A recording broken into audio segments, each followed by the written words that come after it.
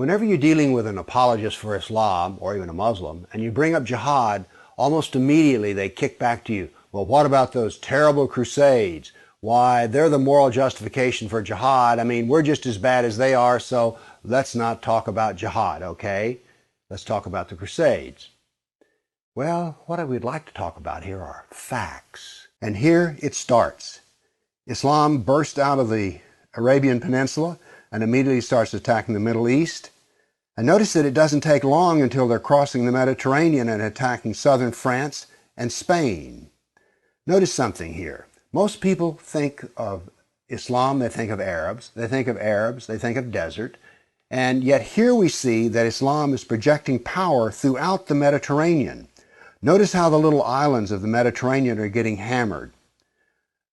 The navy of Islam would attack coastal towns, kill, rob, rape, and then take slaves. So this whole battle map, as it unfolds, you're seeing slaves being taken. Over 1 million slaves were taken out of Europe into the Islamic world. That's something you don't think about much, but it's absolutely true. There were over 200 battles fought in Spain alone.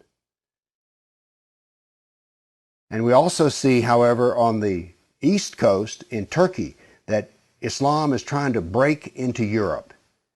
Now, what's going to happen is, in Spain, this ongoing fight that lasted for 400 years, the Christians are going to push back the Muslims. But now then, what has happened over in the east is that Constantinople has fallen, and now then Eastern Europe is getting hammered. The jihad now comes to Eastern Europe. It's pushed out now of Spain. Northern Africa is now completely Islamic. The Middle East is completely Islamic. This is all jihad, relentless jihad. And why is it so relentless? Well, Muhammad was relentless in his jihad. And these people are good students of Islam, and so it's against the kafir, on and on.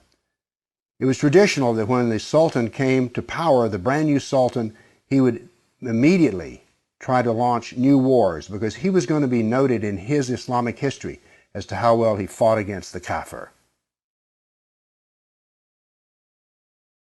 So that's what the jihad looked like over that time period, 548 battles. But remember, when you bring up jihad, people want to bring up the Crusades. So I also prepared a dynamic battle map of all the offensive raids of the Crusaders. Let's watch it and make a comparison. And so it begins. The Crusades enter into Turkey and the Middle East. Battles go on, but aren't there far fewer than you thought there might be? And here we go. The last battles are fought, and that is the end of the Crusades. So now then we can talk about some facts.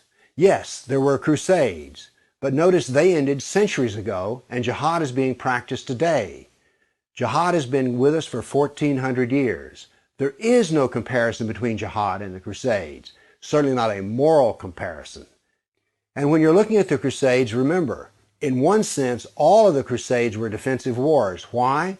Well, as we saw in the first jihad map, it was Islam that came out of Arabia and conquered the Middle East, a Christian Middle East. And so the Crusaders were trying to free their Christian brothers and sisters from jihad. So there's no moral comparison at all. The motivation of the Crusaders was to free Christians. The purpose of jihad is to enslave the kafir.